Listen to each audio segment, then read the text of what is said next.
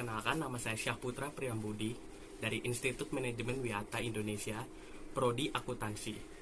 Hari ini saya akan menjelaskan tentang bahasa Indonesia. Yang pertama, hakikat bahasa Indonesia. Sejarahnya, perjalanan bangsa Indonesia ialah sangat panjang. Bahasa Melayu Riau adalah dasar terbentuknya bahasa Indonesia. Dari 28 Oktober 1928 sampai sekarang bahasa Indonesia diresmikan. Kedudukan bahasa Indonesia. Tentu saja kedudukan bahasa Indonesia adalah sebagai bahasa nasional yang tertuang dalam Sumpah Pemuda 28 Oktober 1928. Salah satunya berbunyi, "Kami putra dan putri Indonesia menjunjung bahasa persatuan bahasa Indonesia." Tentu saja bahasa Indonesia mempunyai fungsi. Yang pertama ialah bahasa resmi kenegaraan. Yang kedua, bahasa pengantar resmi di lembaga-lembaga pendidikan. Yang ketiga, bahasa resmi di dalam perhubungan pada tingkat nasional untuk kepentingan perencanaan dan pelaksanaan pembangunan serta pemerintahan. Dan yang keempat, bahasa resmi dalam pengembangan kebudayaan dan pemanfaatan ilmu pengetahuan serta teknologi di Indonesia. Tentu saja, bahasa Indonesia mempunyai beragam variasi bahasa. Tetapi, secara garis besar, variasi bahasa dapat dibedakan atas dua jenis, yakni yang pertama tulisan, yang kedua lisan.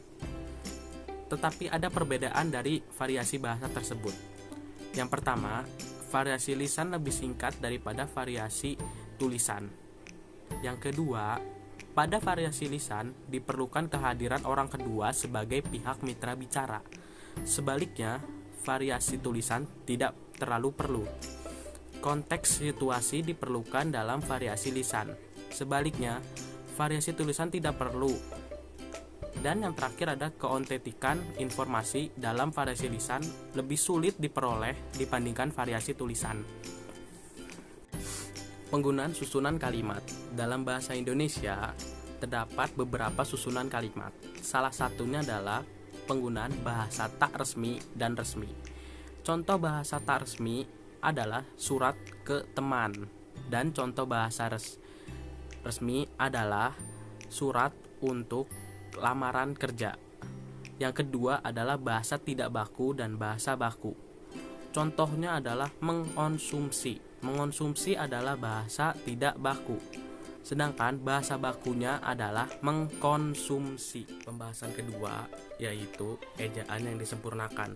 Ada beberapa ejaan yang pernah berlaku di Indonesia, yaitu yang pertama adalah ejaan Van Ophuijsen, yang kedua ejaan Suwandi, yang ketiga ejaan Melindo, yang keempat ejaan bahasa Indonesia yang disempurnakan atau disingkat EYD. Selain itu, ada 4 komponen hal yang disajikan di ejaan tersebut, yakni yang pertama adalah pemakaian huruf, penulisan kata, pemakaian tanda baca, dan penulisan unsur serapan. Pemakaian huruf meliputi penggunaan abjad, vokal, huruf konsonan, diftong, gabungan huruf konsonan, huruf kapital, huruf miring, dan huruf tebal. Sedangkan untuk penulisan kata berupa kata dasar, kata turunan, bentuk ulang, gabungan kata, suku kata, kata depan, ke, di, partikel singkatan dan akronim, angka dan bilangan, kata ganti, ku, kau, mu, nya, kata si dan sang. Pembahasan ketiga yaitu kata dan istilah. Pengertian kata secara umum menurut sudut pandang fonologi, kata dapat dirumuskan sebagai bentuk lingual yang memiliki urutan fonem yang tetap. Istilah dapat diartikan sebagai kata atau gabungan kata yang memiliki makna khusus dan penggunaannya terbatas pada ranah kegiatan atau bidang keilmuan tertentu. Pada dasarnya, kata bahasa Indonesia berasal dari dua sumber, yakni sumber dari dalam dan dari luar. Sumber dari dalam adalah bahasa Melayu dan bahasa daerah-daerah serumpun seperti bahasa Sunda, bahasa Jawa, dan lain-lainnya. Sedangkan bahasa luar adalah bahasa asing. Dan ada 3 pengambilan istilah bahasa Indonesia dengan urutan prioritas adalah sebagai berikut. Yang pertama, bahasa Indonesia atau bahasa Melayu. Yang kedua, bahasa daerah. Yang ketiga, bahasa asing. Selain kata dan istilah, ada yang namanya diksi.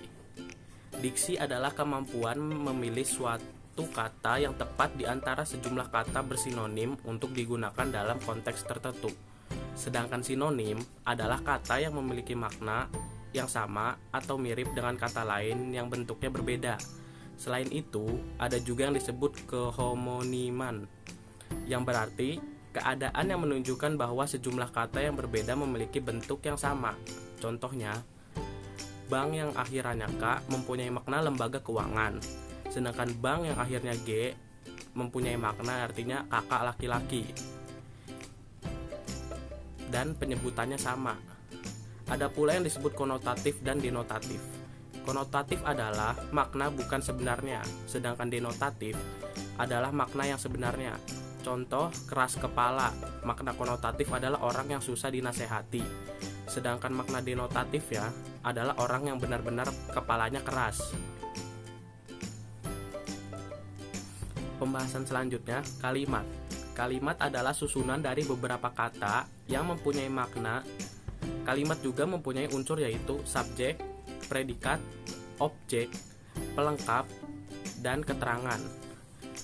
Walaupun hanya ada subjek dan predikat, itu termasuk kalimat. Jadi, tidak harus kelima unsur itu harus ada. Kalimat mempunyai jenis-jenisnya, yaitu yang pertama, kalimat tunggal. Terdiri atas klausa. Kalimat ini hanya mempunyai satu subjek dan satu predikat.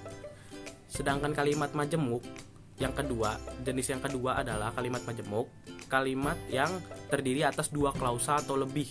Ada pula kalimat lengkap dan tak lengkap. Kalimat lengkap berisi SPOK, subjek, predikat, objek. Sedangkan kalimat tak lengkap berisi subjek, predikat, atau keterangan. Selanjutnya, kalimat efektif. Kalimat efektif adalah kalimat yang secara tepat mewakili gagasan atau pikiran. Kalimat efektif harus menggambarkan gagasan penulis secara tepat, sehingga dapat dipahami secara tepat pula oleh pembaca. Adapun syarat kalimat efektif, yaitu yang pertama, kalimat efektif harus gramatikal.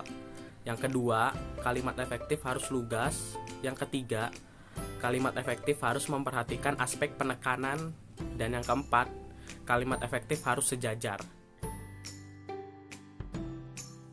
Sekian dari saya, Syahputra Priyambudi, tentang materi bahasa Indonesia. Bila terdapat kesalahan, mohon dimaafkan. Wassalamualaikum warahmatullahi wabarakatuh.